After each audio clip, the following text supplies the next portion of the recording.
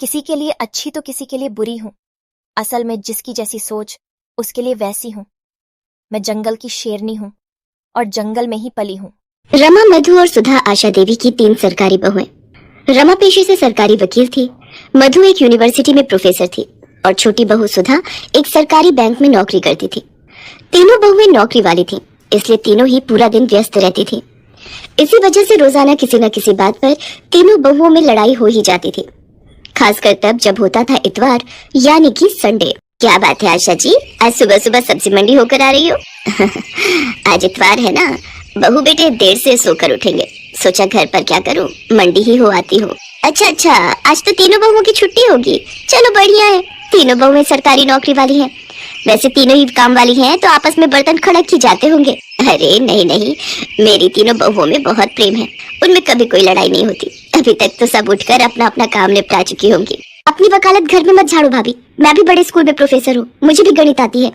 आलू के पराठे में प्याज नहीं डालेंगे, सिर्फ आलू पराठा ही बनेगा। अच्छा, मैं भी देखती हूँ कि तुम आलू के मसाले में प्याज कैसे नहीं मिलाती हो।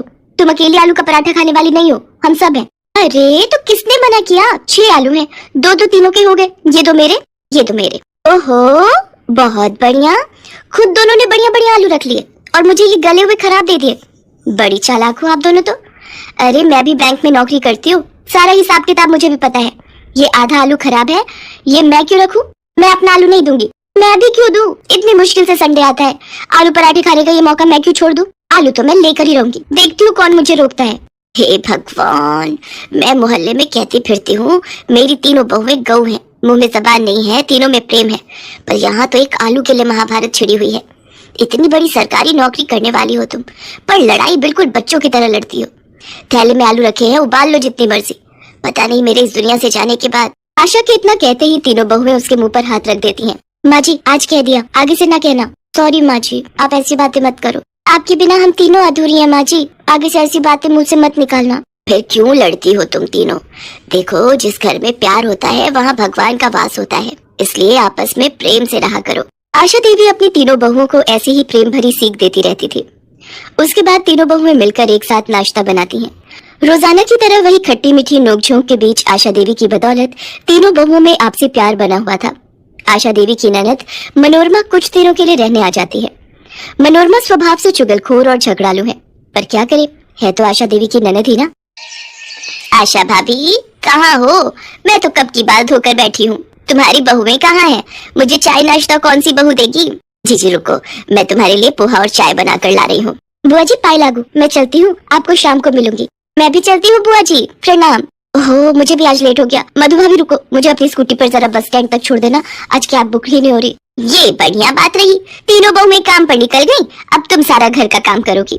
तो क्या हुआ जीजी, सफाई बर्तन वाली लगी हुई है, घर का काम करने में हर्ज थोड़ी है। तुम तो ऐसे ही चिंता करती हो।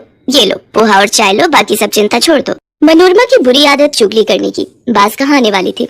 जब आशा ने उसकी बात को अनदेखा कर दिया तो वो तीनों बहुओं को भड़काने लगी। अरे रमा बहू, क्या कर रही हो? अंदर आ जाऊं? हाँ बुआ जी, ये भी कोई पूछने की बात है, आपका अपना घर है, कहीं भी आओ जाओ। अच्छा, अलमारी में कपड़े लगा रही हो? सचमुच कितना थक जाती हो। नहीं, ऐसी कोई बात नहीं है बुआ जी, वो कल मधु ने मशीन लगाई थी तो कपड़े धोकर रख दिए थे, वही तय लगा रही हूँ। अच्छा, तभी मधु का मुंह बना हुआ था, बोल रही थी सारा दिन अकेले काम में लगी रहती हूँ। वो प्रोफेसर है ना तो जल्दी घर आ जाती है, इसलिए वो ज्यादा काम करती है। अच्छा, ऐसा कहा? पर ऐसी तो कोई बात नहीं है, मैं और सुधा हम दोनों भी तो इतना काम कर लेती हैं। मधु फालतू की बातें कर रही है। रमा को भड़काने के बाद मनोरमा ने मधु और सुधा को भी झूठ मूठ की पट्टी पढ़ा दी। क्या रमा भाभी और सुधा ने ऐसा कहा? उनसे ज्यादा घर खर्च में पैसे मैं लगाती हूँ, उन दोनों की इतनी हिम्मत ये कहने की कि वो मेरे से ज्यादा घर खर्च करती हैं। आपको पता है बुआ जी, कितनी बार रमा भाभी और सुधा के जन्मदिन एनिवर्सरी पर मैंने महंगे महंगे तोहफे लाकर दिए हैं। अच्छा हुआ बुआ जी, आपने मुझे बता दिया, ये दोनों मेरे बारे में क्या सोचती हैं। मनोरमा तीनों बहुओं में फूट डाल चुकी थी, तीनों बहुओं के व्यवहार में फर्क साफ दिखाई दे रहा था। ये तीनों को क्या हो गया है? आज इतवार के दिन घर में इतनी शांति कैसे बनी हुई है? रमा बहू क्या हुआ? आज रसोई में कुछ स्पेशल नाश्ता नहीं बनाना क्या? मुझे नहीं पता माँ जी, मैंने अपने और सुधीर के लिए छोले भटूरे मंगवाए थे, हमने वही नाश्ता कर लिया है। रमा भाभी बहुत ज्यादा इतराने की जरूरत नहीं है, हमने भी स्पेशल अमृतसरी कुलचे मंगवा कर खा लिए हैं। हमारा भी आज संडे है, सुनील और मैं मूवी देखने भी जा रहे हैं। मैंने भी जलेबी समोसे खाए हैं, खुद कमाती हूँ, किसी का दिया नहीं खा रही। मैंने और रवि ने हैवी नाश्ता किया है, बढ़िया, कितने दिनों बाद। ये हो क्या रहा है इस घर में? एक दूसरे से सीधे मुंह बात करने को तीनों तैयार ही नहीं है। जरूर कुछ गड़बड़ है, नहीं तो ये तीनों मेरे से इस तरह बात नहीं करती। और ये मनोरमा जीजी कहाँ गई है? बड़ी देर से दिखाई नहीं दे रही, लगता है कमरे में होगी। उनकी चाय वहीं दे आती हूँ। अरे मैंने भाभी की तीनों बहुओं में ऐसी फूट डाली है, ऐसी फूट डाली है कि पूछो मत। बड़ा इतरा रही थी तीनों बहुओं को लेकर। ओह, इसका मतलब ननद जी ने मेरे घर में आग लगाई है। इनका पर्दाफाश मैं ही करूंगी। मनोरमा की आदत थी फोन पर हर बात अपनी बेटी को बताने की। आशा देवी ने एक दिन अपने मोबाइल का ऑडियो रिकॉर्डर ऑन करके मनोरमा के कमरे में रख दिया और जानबूझकर मनोरमा से बातों बातों में बात करने लगी। भाभी, तुम मुझे पहले कहती तो मैं बहुत पहले ही ये काम कर देती। अब तुम अपना दुख मुझसे कह रही हो कि तुम अपनी तीनों बहुओं से तंग आ चुकी हो, उनकी सेवा करके तुम थक जाती हो। चलो, अभी भी कुछ नहीं बिगड़ा है, तुम चिंता मत करो, मैं तुम्हारी तीनों बहुओं में फूट डाल चुकी हूँ। मनोरमा सारी सच्चाई बोल देती है कि कैसे उसने रमा, मधु और सुधा से एक दूसरे के लिए चुगली की थी। आशा तो यही चाहती थी कि सच्चाई सामने आए और वो मौका देखकर अपनी तीनों बहुओं के सामने अपनी ननद मनोरमा की सच्चाई सुना देती है, जिसे सुनकर तीनों बहुओं की आंखों में आंसू आ जाते हैं और वो एक दूसरे की तरफ देखने लगती हैं। मनोरमा शर्म से लज्जित हो जाती है और वापस अपने घर चली जाती है। मुझे अपनी तीनों बहुओं पर नाज है। तुमने किसी के भड़काने पर अपने ही घर में फूट डाल दी। मैं तो दुनिया से कहती हूँ मेरी तीनों बहुएं बहुत समझदार हैं, उनमें आपस में एकता है। कभी भी किसी के भड़काने में मत आना, नहीं तो घर को टूटते देर नहीं लगती। हमें माफ कर दीजिए माँ जी, आज के बाद हम ये गलती दोबारा कभी नहीं करेंगे। तीनों बहुओं में फिर से एकता हो जाती है और आशा देवी का परिवार टूटने से बच जाता है। रामपुर गांव में सेठ गिरधारी लाल का बहुत नाम था। गिरधारी लाल की जिंदगी में सारे ऐशो आराम थे। परिवार में पत्नी उमा और 5 बेटियां, राधा, गौरी, कुसुम, पूजा और गुड़िया थे। गिरधारी लाल को अपनी अमीरी का बहुत घमंड था। इसी कारण वो जब भी किसी महफिल के बीच बैठता तो अपनी अमीरी का लंबा चौड़ा बखान करता। गिरधारी की सबसे छोटी बेटी का जन्मदिन था। आज वो 1 साल की हुई थी। अरे तुम देखना ज्ञानचंद, मैं अपनी 5 बेटियों की शादी इतने धूमधाम और शान से करूंगा कि रामपुर गांव क्या, आसपास मीलों दूर गांव के लोग देखते रह जाएंगे। वो तो है गिरधारी, तुम्हारी 5 बेटियां सचमुच बड़ी किस्मत वाली हैं, जो तुम जैसा पिता उन्हें मिला। वैसे गिरधारी, तुम्हारी बड़ी बेटी राधा को तो मैं अपने घर की बहू बनाना चाहता हूँ। अगर तुम कहो तो वापस शहर जाकर मैं इस बारे में तुम्हारी भाभी से बात कर लेता हूँ। ये तो बहुत बढ़िया बात कह दी तुमने ज्ञानचंद। सूरज और राधा बिटिया को बड़ा होने दो, हम धूमधाम से दोनों की शादी करेंगे। उस दिन गिरधारी लाल सचमुच बहुत खुश था। उसके पास सब कुछ था। सब मेहमानों के जाने के बाद उमा अपनी 5 बेटियों को सुला देती है। चलिए आप भी सो जाइए, थक गए होंगे, सुबह से कितनी भाग दौड़ कर ली। उमा, अरे अपनी बेटियों के लिए ही तो कर रहा हूँ सब कुछ। वैसे ज्ञानचंद ठीक कह रहा था, हमारी 5 बेटियां सचमुच बड़ी नसीब वाली हैं। उमा, हम अपनी बेटियों को खूब अच्छे से पाल पोस कर बड़ा करेंगे, फिर बड़े बड़े अमीर खानदान हमारी बेटियों के लिए रिश्ता मांगेंगे। तुम देखना, आसपास के गांव ही नहीं, शहर से भी बड़े बड़े रिश्ते हमारी बेटियों के लिए आएंगे।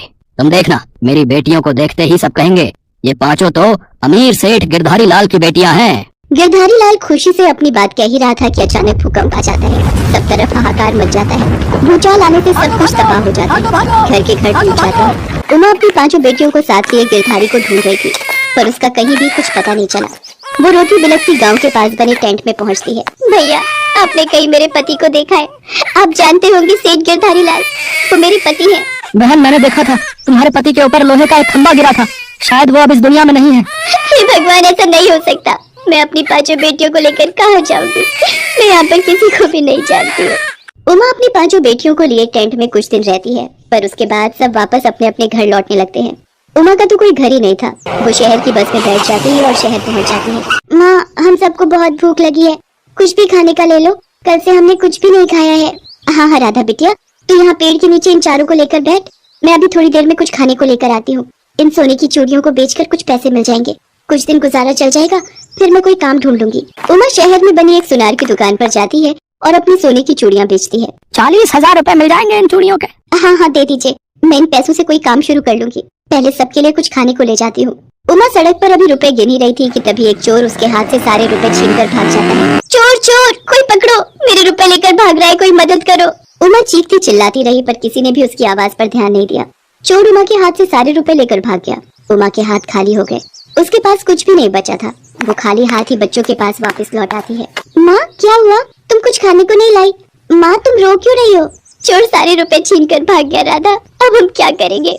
तू तो समझदार है, पर ये चारों भी बहुत छोटी है। माँ, तुम चिंता मत करो, मुझे तो वैसे बिल्कुल भी भूख नहीं है। मुझे तो नींद आ रही है, मैं सो जाती हूँ, माँ तुम भी सो जाओ, रात हो गई थी।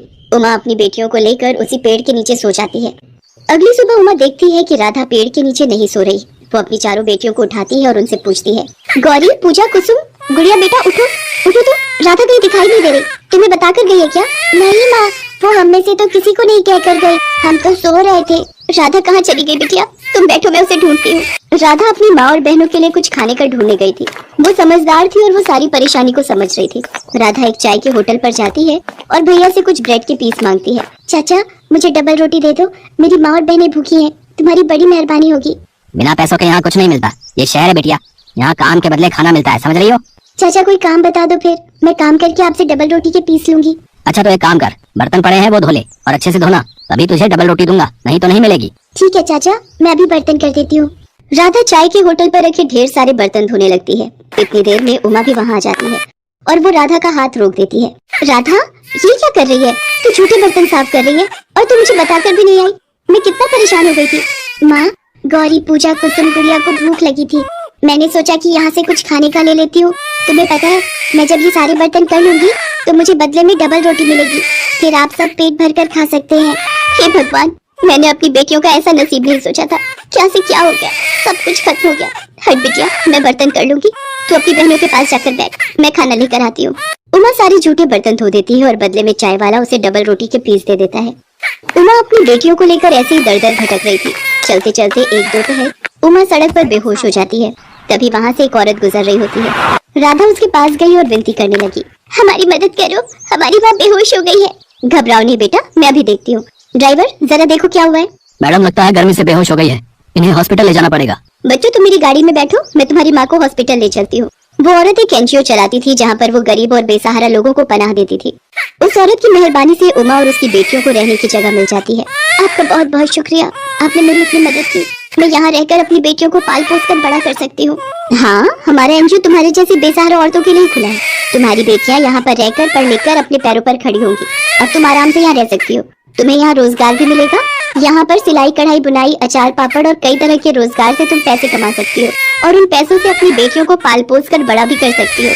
गिरधारी लाल और उमा की पांचों बेटियों का नसीब उन्हें कहाँ से कहाँ ले आया था। जिन बेटियों को राज सुख मिलने का सपना गिरधारी लाल ने सोचा था, आज उसकी वही बेटियां अपनी माँ के साथ एक एनजीओ में रह रही थी। धीरे धीरे समय ने करवट बदली और वक्त 15 साल आगे निकल गया। उमा की पांचों बेटियां बड़ी हो गई और अच्छी नौकरी पर लग गई। उमा अपनी पांचों बेटियों के साथ एक नए घर में रहती थी। एक दिन जब वो घर लौट रही थी, अचानक उसकी मुलाकात ज्ञानचंद से हो गई। ज्ञानचंद को लगा कि भूकंप के मलबे में गिरधारी का सारा परिवार खत्म हो गया, पर अपने सामने उमा को देखकर ज्ञानचंद की आंखों में आंसू आ गए। वो गिरधारी से बचपन में किया हुआ वादा निभाना चाहता था, इसलिए उसने राधा का हाथ अपने बेटे सूरज के लिए मांगा। गिरधारी लाल से किए वादे को पूरा करने के लिए ज्ञानचंद और उमा राधा और सूरज की शादी तय कर देते हैं।